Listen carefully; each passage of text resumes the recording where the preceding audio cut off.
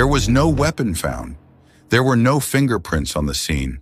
There was absolutely no DNA connecting him to the crime. By traditional standards, he was an innocent man. But the police had something else, something they trusted more than physical evidence, a single notification on a screen.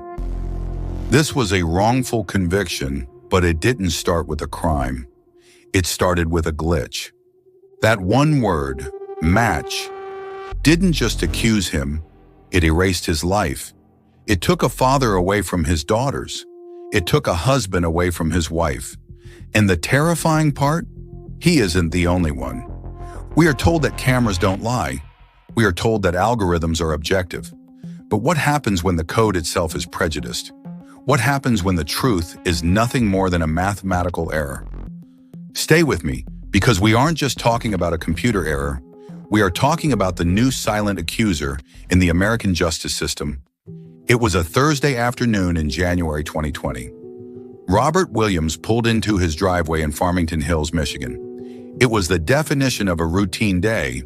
He had just come home from work. He was ready to have dinner with his family. But as he stepped out of his car, a Detroit police vehicle blocked him in. His wife, Melissa, was on the front lawn. His two young daughters, just 2 and 5 years old, were watching from the window. They saw their father, the man who tucked them in at night, being treated like a threat to society. Robert asked the officers a simple question: "What is this about?" The officers didn't have a clear answer. They didn't say, "We have a witness." They didn't say, "We found your fingerprints." They just had a piece of paper, a warrant for grand larceny. Robert knew he hadn't stolen anything. He hadn't been to the shop they were talking about, but that didn't stop the handcuffs from clicking shut. Here's what makes this case even worse. Robert wasn't taken to a local station to clear up a misunderstanding. He was taken to a Detroit detention center. He was processed, mugshot, fingerprints, DNA. The full weight of the state was pressing down on him. He spent the night in a crowded, dirty cell. He slept on a concrete bench. For 30 hours, Robert Williams sat in that cell, wondering how his life had unraveled so quickly. He kept waiting for someone to realize the mistake. He kept waiting for a detective to walk in and say, "We messed up, you can go." But that didn't happen, because in the eyes of the investigators, the case was already solved. The computer had told them who did it, and why would a computer lie? It wasn't until the next morning that Robert finally sat across from 2 detectives. This was the pivot. This was the moment where the truth was supposed to come out. The detectives placed 3 pieces of paper on the table. The first was a still image from a surveillance video. It showed a heavy-set man in a St. Louis Cardinals cap standing in a Shinola store in Midtown Detroit, stealing watches. The second photo was Robert's driver's license. The detective looked at Robert. He looked at the photo, and he asked, "Is this you?" Robert looked at the surveillance photo. The man on the paper was blurry. His face was obscured by the cap, but one thing was very clear to Robert. "No," Robert said, "that is not me." He picked up the photo and held it next to his face. He looked the detective in the eye and said, "You think all black men look alike?" The detective didn't blink. He pointed to the paper and said, "The computer says it's you." "I want you to really hear that. The computer says it's you." That's a problem. The detective wasn't looking at the man in front of him. He was looking at the result of an algorithm. He had surrendered his judgment to a machine. Robert looked at the photo again. "I hope you don't think all black people look alike," he repeated. The detectives seemed confused. They had relied so heavily on the technology that they had stopped using their eyes. They had stopped doing police work. They looked at the man in the room, and they looked at the man in the photo, and for the first time they hesitated. "I guess the computer got it wrong," one detective finally muttered. "I guess the computer got it wrong." That sentence should have ended the nightmare, but it didn't. Robert was still in custody. He was still a suspect, because once the system decides you are guilty, unringing that bell takes more than just common sense. It takes a war. To understand how Robert ended up in that room, we have to look at the tool the police were using.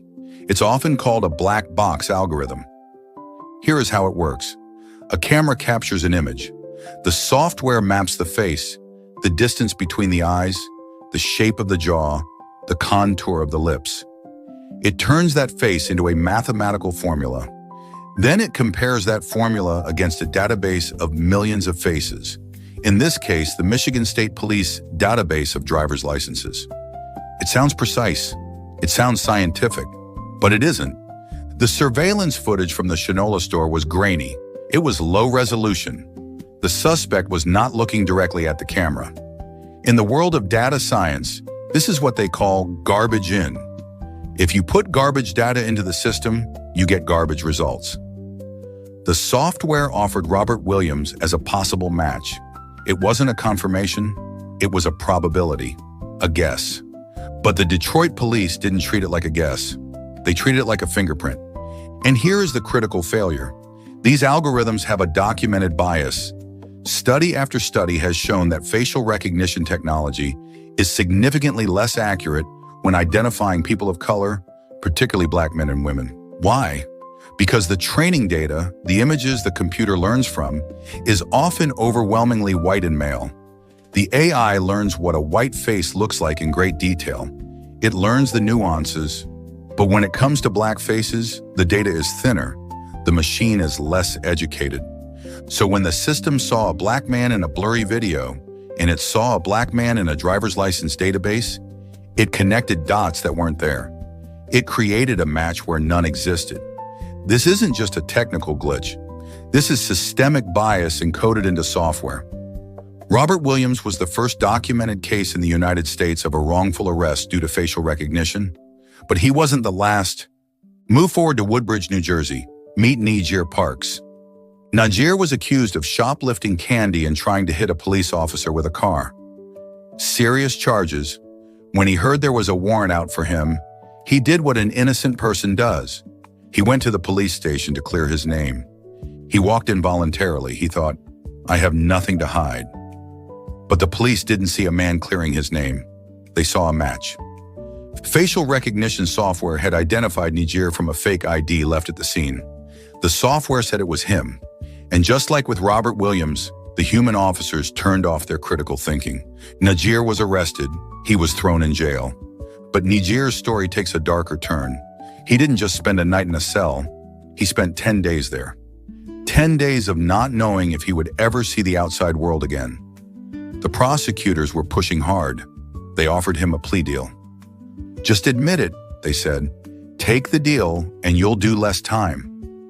Imagine being in that room. You are innocent. You were 30 miles away when the crime happened. But the system is telling you that if you fight this and lose, you could go away for 20 years. You don't want that, do you? That is the question interrogators use to break people. It relies on fear. It relies on the belief that the system is rigged against you. And for Nijir Parks, looking at a computer match that said he was guilty, the system certainly looked rigged. He almost took the deal. He almost admitted to a crime he didn't commit just to end the nightmare. Anything to end this. Anything to go home. But he didn't. He fought. And eventually he proved that he was 30 miles away at a Western Union when the crime occurred. He had a receipt. He had physical proof. The police had a glitch. And yet Nijir Parks spent 10 days in a cage. Then there is Michael Oliver. This happened in Detroit again. Another assault case. Another grainy video. Another facial recognition match. Michael Oliver was driving to work when he was pulled over. He was arrested for a felony assault. Now look at the evidence. The suspect in the video had tattoos on his arms. Michael Oliver has no tattoos on his arms. The suspect in the video was much larger than Michael. Any human being with a pair of working eyes could look at Michael and look at the video and say, that's not him. But the detectives didn't trust their eyes. They trusted the algorithm. Michael Oliver lost his job because of this arrest. He spent days in jail. His car was impounded.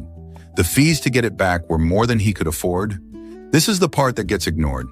We talk about wrongful arrest like it's just an inconvenience, like it's a paperwork error. But for Michael Oliver, it was an economic catastrophe. He lost his income, he lost his transport, he lost his dignity. And for what? because a piece of code written by people who didn't understand its bias made a mistake. This is lazy policing. That's the only way to describe it. It is an abdication of responsibility. Detectives are supposed to investigate. They are supposed to corroborate. Instead, they are letting a black box do the work. And when the black box is racist, the policing becomes racist. Robert Williams didn't let it go. He couldn't let it go. Because if it happened to him, it could happen to anyone. He partnered with the ACLU and sued the Detroit Police Department. The lawsuit wasn't just about money. It was about exposing the lazy, dangerous reliance on faulty technology. It took 4 years. 4 years of legal battles, 4 years of reliving the worst day of his life. But in June 2024, justice was finally served. The city of Detroit agreed to a settlement.